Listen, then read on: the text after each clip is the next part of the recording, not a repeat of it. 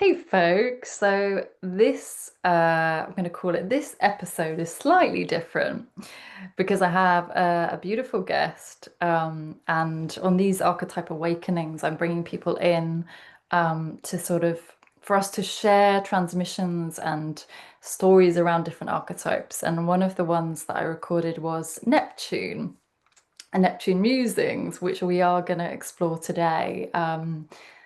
Like Neptune is about illusion and imagination and that mystery, watery realm that we go to. So I've got my beautiful friend, a fellow astrologer, Stevie, on to explore this juicy topic.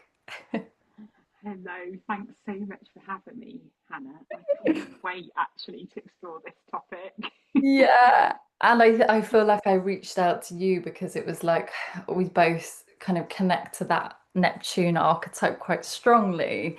And I Mm, just felt like you would be you're just a great embodiment of some of the themes of Neptune. yeah. So I kind of want to make this tangible because people think, oh, archetypes is quite abstract. But we're just going to share, we're going to free flow and go where we go. But I guess to set it off, for some of you might have shared this already. Like my rising sign is Pisces. So the way I'm being is very much through that Neptune lens of um, I've definitely got stuck in those rose tinted glasses before. And to define that for anyone that doesn't understand, and obviously astrology goes way deeper, this is just one tiny aspect. But the rising sign is like the lens you see the world through. So if you have any strong Pisces energy in your chart, you can really relate to this episode and see these parts of you and how they might be playing out we're going to go into the shadow side and also the light because we have to speak to both. So I feel like what's bubbling up right now is the kind of that theme of illusion and deception that this Pisces archetype speaks to. So I feel like we'll start there and yeah, what do you feel like? What is bubbling up for you, Stevie, as I speak to like this theme of illusion and deception? I love it because in terms of like I suppose like you say, Pisces rising, Neptune chart ruler. I'm a Sun Pisces as well. I've got my Mercury in Pisces. My Neptune placement is in Capricorn in the 12th house. My Pisces placements are in my first house, although I am a Capricorn rising. And it's really interesting because Neptune energy is something that I have been playing with this last year. And Neptune, even like as an astrologer, I feel like you dip in and out of these planets, and Neptune hasn't been one to which I've played with it most probably in my whole journey until this year, and obviously we're filming this in 2025, and it's come out of Pisces and into Aries. So maybe I'm Hannah's favourite word, integrating all the wonderful lessons from it. But Neptune definitely is that it's that illusion, it's that breaking down of boundaries, and something that's really quite potent. And as we're recording this episode, and I note these things because I think they're notable, the universe and stars are always speaking. We've got the full moon of Pisces eclipse, we've got the North Node in Pisces, and Saturn is taking a spin back into Pisces. And this is very prevalent if you're listening to your Pisces placements during 2025, because what it brings is Neptune allows us to wish, desire, imagination, connection to other things which are like outside of us. I see it as this universal energy force, Pisces, Neptune energy, which is wonderful. But equally, what universe are we living in? Because Neptune can sometimes a little bit like a gold cage.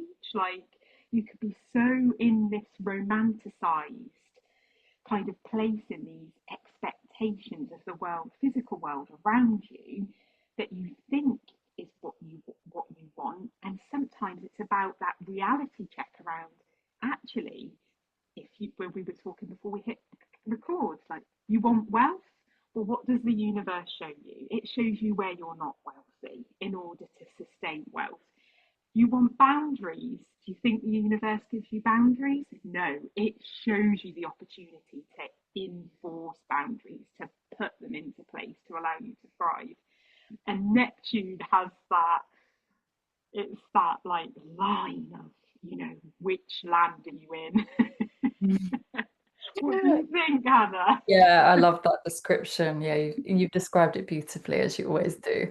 Yeah, that what reality you living in. And yeah, it's there's so many things I want to threads to pick up on there, but Yeah, I think well, I feel like and this is something I've been exploring for myself, that lens of what story or like wound are we bound by, right? I feel like the shadow side of Pisces is that we go into that savior complex, like I've got to rescue people, and particularly, I know a lot attract a lot of people that are very sensitive and attuned to energies, right? So you may relate to this, but that almost hypersensitivity, which I know that I have gone into a lot in my life and had to ground because that Pisces is the water and it's that the great side is like the mystery and the expanded creativity,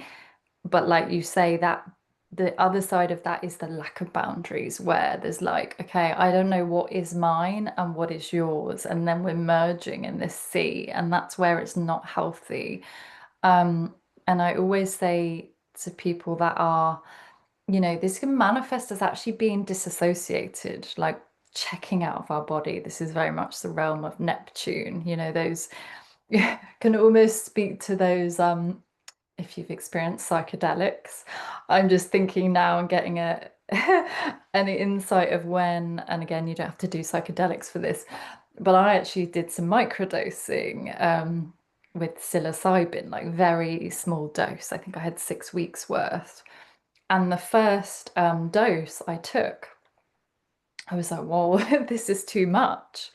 And it gave me that really lucid quality. Like I felt very lucid in my head, and there was sort of space, and it felt like boundless almost. Like I was merging with energy, with everything. Um, and it was a bit like, whoa, this is too much. It was too much of a dose for me, but that experience is very much the realm of Neptune, and we have to learn how to have healthy boundaries, particularly, well, for everyone, but particularly if you see yourself going into that hypersensitivity, you're not here to rescue people. Like you are sovereign in your own being, and you know the I just want to speak to that rose tinted glasses, right? And you may have some stories of this because as I was writing earlier, this story came through and I thought it would be good to share. So probably a lot of people are familiar with The Secret, right? That book yeah, that talks about the law of attraction. I can't even remember who it's by, but I think it was one of the first books I read that was on that wavelength. And I was literally obsessed with it. I remember I was living in London and I was just like in awe of this book, like, oh my gosh, you can create your own reality. But what actually I see from it now, being more doing deeper work, is it was really that word I know is used a lot. It was sort of bypassing your emotions. I learned that from this book, you have to be high vibe all the time. And that's not living in reality. And that speaks to this Neptunian quality of like, okay, I'm going to daydream my way through life, but I'm not actually going to look at and face the things right now that are difficult. So it's kind of checking out your body and not being in the present moment to even the uncomfortable emotions. I think that's really where I went to this whole toxic positivity, which I think is still very alive in the spiritual world, that I'm just like, it's BS. Like, come on, people, you need to look at the unconscious parts of you. So yeah, I feel like this speaks to this illusion quality that Pisces can get us stuck in. Mm, What are yes, your thoughts that's on that? they're so key things, and what you speak to, particularly on those points, which I found, and Neptune has been in Pisces for a period of time, and like you speak to Hannah, that those illusions that we see on social media, if it sounds too good to be true, the likelihood that it is, and I don't want to sound like I'm not being positive, attracting it, but you've got to think about the process in order to achieve it. So, behind every Neptunian post, and when I say Neptunian post, I mean I am on a mountain, it looks like I'm about to jump off the edge. Behind that is a whole orchestrated of events, and this is what Neptune looks in the social media world that we see. Do this and manifest your best self in 5 days. I got lost in this world personally. I have marketed myself in this world personally because maybe from a space of inauthenticity, Oh, maybe it's from a the space, chihuahua. You're a bark. yeah, maybe it's the fact that Neptune was going over my sun and I was completely disillusioned by aspects in that were going on in my life as well. So Mm. the fact is, it's about really understanding what it is that you want to wish for, what it is that you're wishing for, because what you wish for, you are then responsible for bringing into the through you as a living human being. And like Hannah says, that is experiencing the world through emotions. And also being able to, our ability to be able to logic some of our emotions. So being heavily water driven, I do very well with earth signs because let me tell you, logic in my emotional world is what I need. Because sometimes we can like over, I think we might have like over medicalized just the experience of being human, of what it, and it's okay to empathize and normalize feelings, and it kind of takes the sting out of it. Like, I feel ashamed by this. Most people feel the same things, it's just we don't talk about them. And I think that's what Neptune shows. It's where we hold ourselves victim to maybe these unconscious, secretive, Pisces, which be very secretive,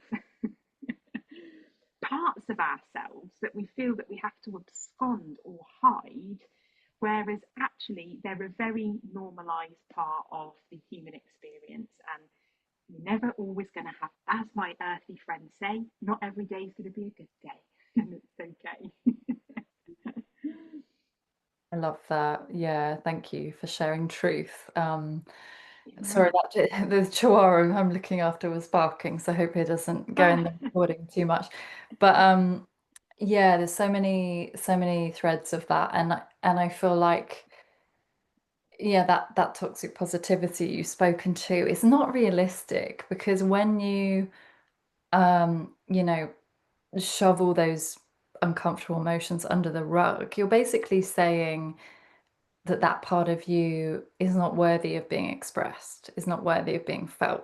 And this has definitely been my journey where I did put my head in the sand and didn't look at the deeper emotions, the anger, the frustration. Like I didn't feel that because I thought something bad would happen, which is not true. And you know, we need that light and dark to be anchored. And actually that word authenticity is used a lot in this world. And actually we were sharing that before, weren't we? It's like to really create from, or at least what I've experienced, pure raw creativity. It doesn't come from thinking, it comes from feeling. So we're in the feeling realm in Pisces, and it comes from like that mysterious energy, that void space where, you know, it feels like a vision is maybe bigger than you know. And actually I remember I did a reading for somebody this year for a few months back, and this is a really good example of this Neptune energy because when the vision is like divinely inspired, it almost feels bigger than you. And oh, I can't remember, but basically there was a Neptune signature in this lady's chart, and I can't remember where exactly it was, but it was significant, and she'd birthed this business about bringing equality into the workplace and protecting people from discrimination, racism, all these amazing things. So the empathy of Pisces was there. And it was almost like she said this thing, it just came to her, it like came through her, and it was like, and I was articulating, I was like, did it feel like a divine kind of blessing or gift? And she's like, yeah, exactly, that's exactly what it was. You know, her mind was not in it. It came from like pure source, pure soul. And that is really the highest expression of Pisces. If we speak to that, it's like it's bigger than you. The thing that you're creating has a potency and a kind of energy of itself, but you have to allow it to move in that boundless space, you Yeah, know. definitely. Yeah. And you speaking on those points around, that essence of it allowing to flow through you, like the universe to flow through you, to allow you to bring these ideas, creativity, and a lot of the time I do see like that mutable energy, like Pisces is. It's mutable, it's being, it's everywhere, it's all seeing, it's all accessing, and we're only able to be in a state of consciousness when we're doing that, when we are entirely present. And we know Neptune energy relates quite a lot to the subconscious programming part of you, 12th house in your chart. It's in there. And what can be really prevalent is when we look at like the emotional world and we look at the neuroscience within our brains, is if we've got subconscious patterns from this life, past lives, generational that's come through us energetically because we were in our mother's wombs, we were in our grandmother's wombs. You think of all that generational energy which is passed through us, and how our nervous systems have been programmed is if there's that mentality, and when we look at that victim mentality mindset, which comes with the Neptunian Pisces energy, it will drown out any of those visions to allow you to bring them in, to fulfill them, because the subconscious is ego, right? So it can, and Joe Dispenza's work on this is just phenomenal, is actually what are we flooding into our consciousness? Are we flooding in an old part, an old subconscious belief, which Neptune helps us access, like I'm going to try and fix this about me. I'm going to try and do this for me. Again, you're coming from this place of action, of subconscious, of ego. Whereas you want to bring yourself to this neutral state and that recognition of emotion, like I'm feeling not seen here. I'm feeling, yeah, ignored. I'm feeling like I'm not worthy. What happens is, as we begin to work towards our dreams, our visions, is we can still come from this old realm, and whether it's ours, passed down to us, whatever it is. So it's about being really conscious of that ability to rewire those aspects in our brain of where we're coming from with that. That's what was Mm. coming through to me, Hannah, when you were speaking about that. Is that because it's easy to go, oh, I've got this big dream goal. These things never happen to me. That doesn't happen to me. This is against me. That is against me. And the daydream becomes elusive, added on with this layer of I'm not good enough and whatever the belief is. Mm, mm. Yeah, very much. Yeah, it's true, isn't it? In that victim mode. Sorry, the chihuahuas. I think she wants her dinner, that's why she's barking at me, but we'll keep going. So, the yeah, so much of that I want to unpick is yeah, of that not feeling good enough. And that's being then that victim mentality that this archetype can go into the shadow. It's like, what's the point? I'll just blend into the background. I'll be Yeah. invisible. That's very Neptunian. And actually I can speak to that because I was writing about this the other day. Is this a story I had of like, okay, I'm invisible. I internalized that when I was younger because I was very quiet, I was very shy. And so I then internalize I'm, you know, I just blend into the background. What's the point of speaking up? And so that then became my story as an adult until obviously you start becoming aware of that story and start unpicking it and learning like it is safe to be in the body. I think that's the key piece as well with Neptune is a lot of people that have a lot of water, particularly Pisces energy, will have checked out of the body. And that could be from various reasons.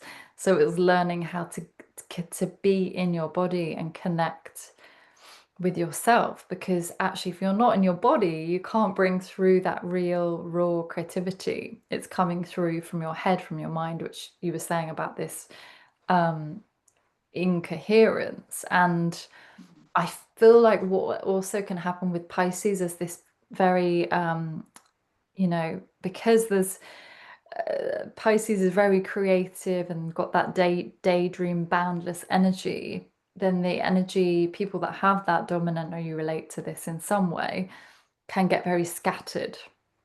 And then the creativity gets diluted and filtered down because they're spreading themselves in a million different directions with no direction to focus on. And it's very like the realm of indecision. Um, and so that sort of, I feel like, fragments your power, your potency, Yeah. because you're directing it in so many different ways. Yeah. Completely. And do you know what, Hannah? Speaking to this, like one of the places that I acted upon, and I don't know whether it's from like that positive, toxic positivity mindset around like manifestation and all those parts, was sometimes, and it's unfair, you know, they're a really nice person, they're a really good person.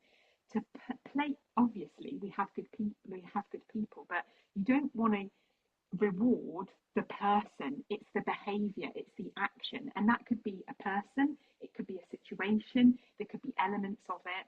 And what's really quite easy to fall into, and I'm holding my hands up because I've been there, I've been in situations where I've just seen the good, I've just seen the rose tinted, I've held the vision. I'm like, I'm not going to that vision. But how I've lost myself within that, like Hannah says, we become lost in that process, fragmented, because my mind's attached to that place is a good place. It's right for me. That person is. And then any action or behavior or boundary that was broken through those spaces, I then didn't recognize because the vision of what I was holding for the daydream, I then wasn't taking into account. The reality of it is they're like, no, they're breaking your boundaries, Stevie, and they're not listening to your no, and they're not valuing you, and you're over giving here, and you're trying to fix here because you're seeing something as the rose tinted glasses, the dreamlike state. And how irresponsible of me to place that expectation on places, spaces, people, situations, whatever that is, into my life.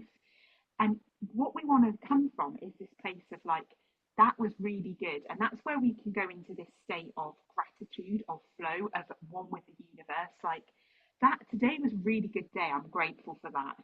My heart's beating, my feet are on the ground, they're carrying me to places. I can find the gratitude. When you start to place expectation and seeing that thing, you then lose all that sight of reality. And that's when you have these hard reality checks. And then, as a Pisces sun, Neptune 12th house speaking here, you begin to check out. I'll just ignore that. And then you become the victim of this reality, of this perceived reality to which you've created that you think's really good, but actually it's deceiving you because you're deceiving yourself, and that's that mirror. It's abusing you because you're abusing yourself. It's breaking your boundaries because you're breaking your own boundaries. And it's a mirror, and it's a mirror, and it's a mirror. And yeah, it takes you one of two ways. And that's how I've had it in my own personal experience. And yeah, we've had Saturn in Pisces, and it's like boom round my head. Wake up, Stevie. Smell the coffee. Get in your body. Oh, thanks for sharing. That's a great, well, thanks for being so vulnerable, because that's it, isn't it? It's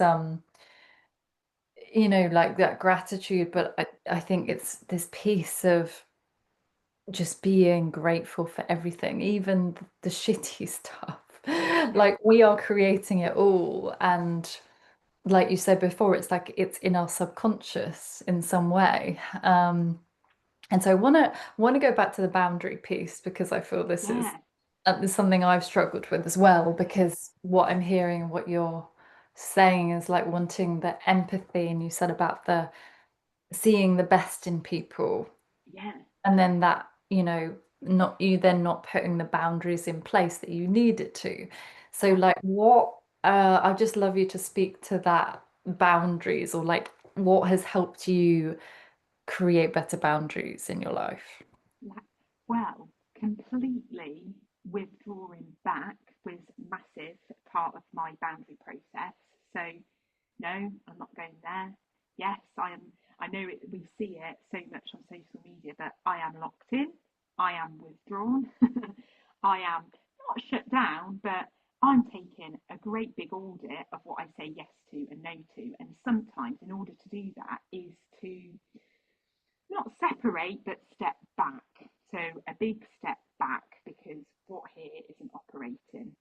And then it's about that reintegration, that test zone. So, okay, this is, I'm reset. This is how I feel. I'm feeling good.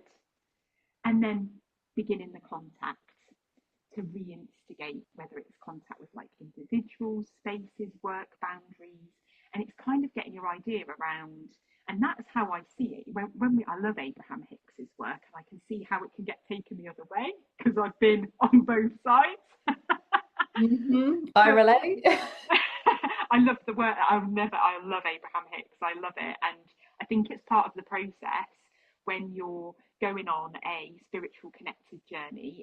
You've got to get there because you've got to be everything, and then you've got to pull back, and that's like with the boundaries. Like you've got to like see where it's all wrong, and then step back, reassess, and then reintegrate. And slowly recognizing those parts of your life, whether that's people, situations, work, partnerships, all of that, where when you begin to put them in, it's like, it doesn't work, and I need less of that there and I need more of that there.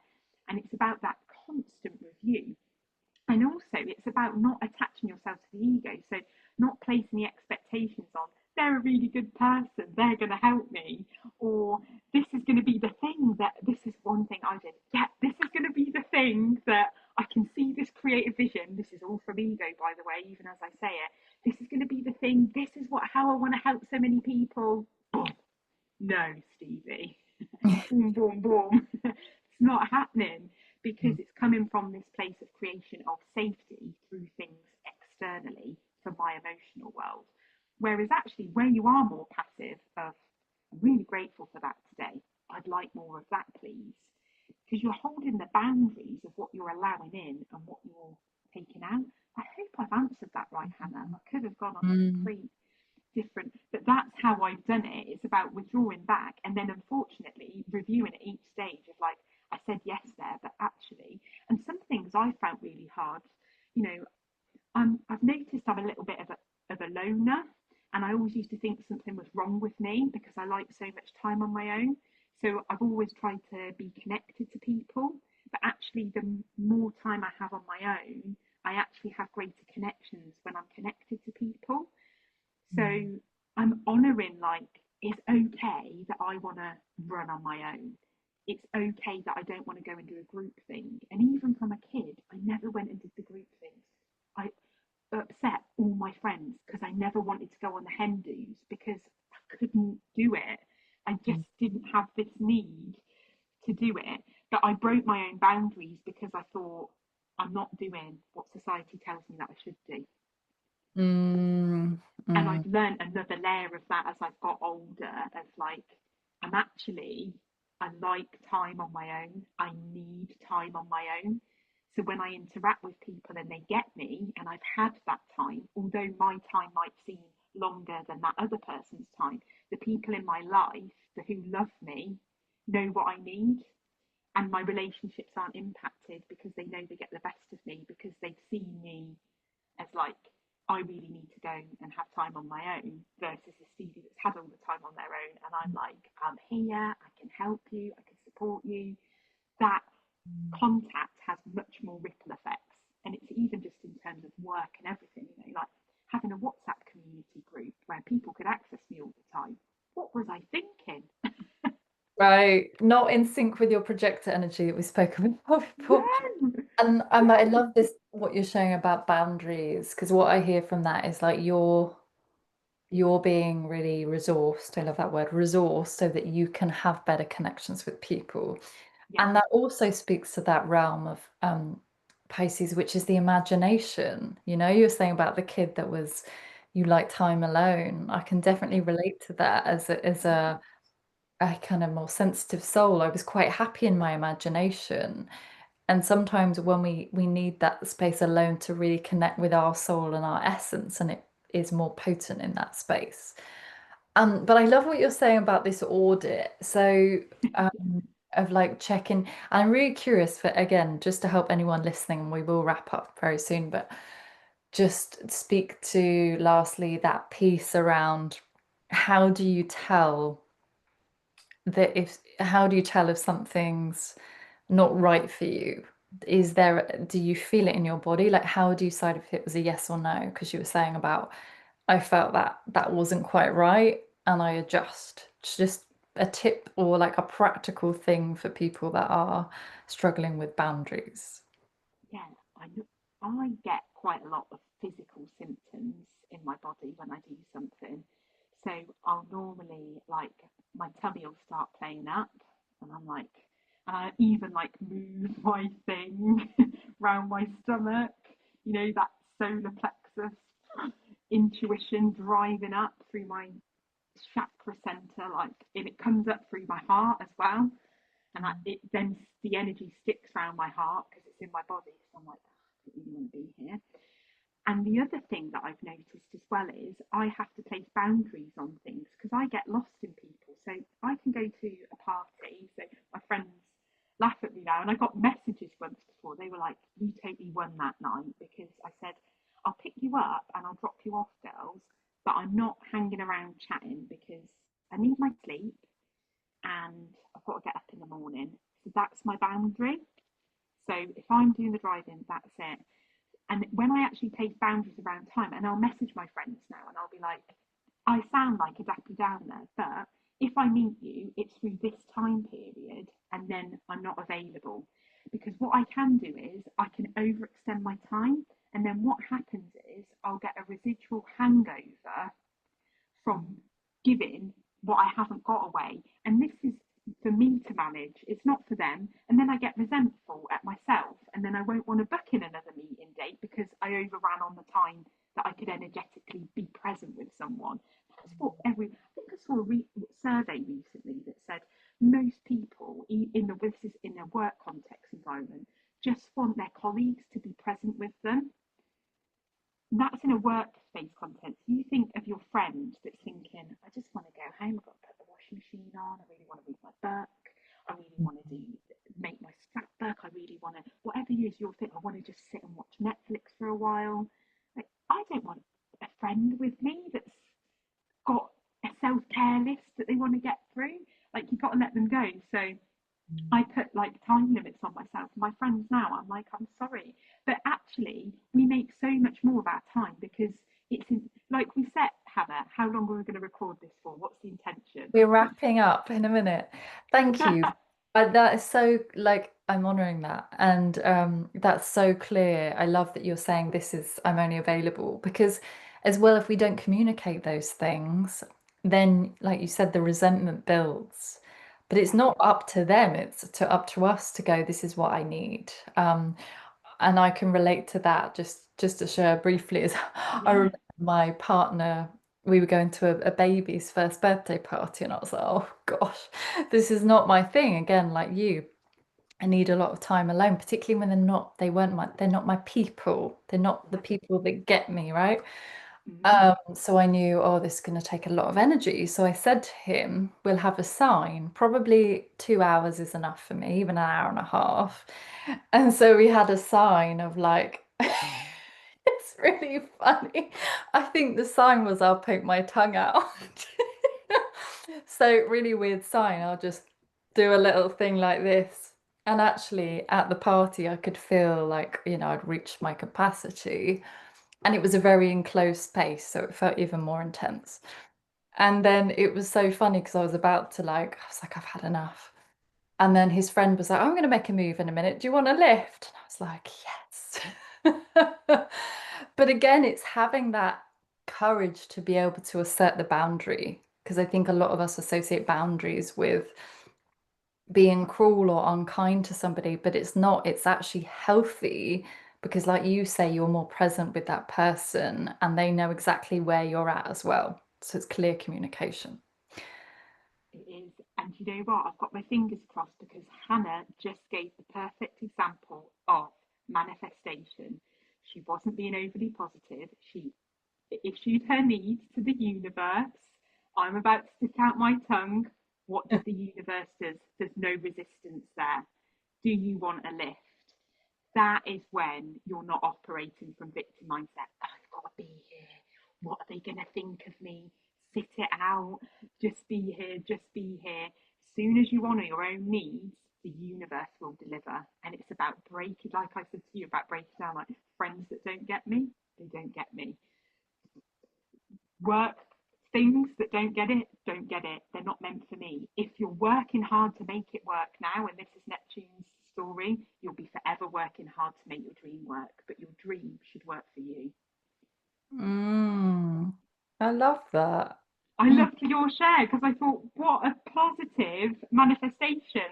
I need to go home now. The universe, you said your intention, you're off. There's Yeah. your carriage. Thanks for pointing that out. I didn't see it like that, right? It's when somebody else sees it. Yeah, exactly. Yeah, Because it wasn't like I need to escape, but it was like I'm done. yeah. And then the invitation came. So yeah, we just need to be clear with what it is we need, and our needs will be met in ways that we don't know. We don't have to know the how, right? Like, Neptune energy.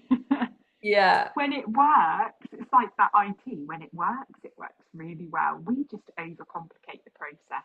We don't need to. Yeah, we do. Well, I'm honoring your time because of the time we said. So thank you so much, Stevie. That was so Thank you. illuminating and I've loved it. And we could chat for hours, but we're staying with the boundaries, talking to this Pisces energy.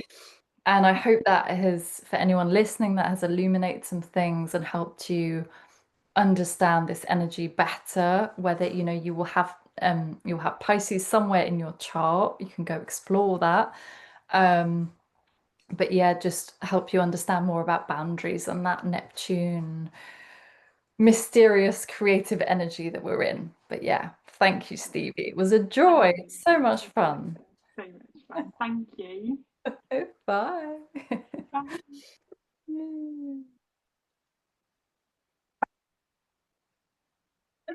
I can't So stop, stop, stop.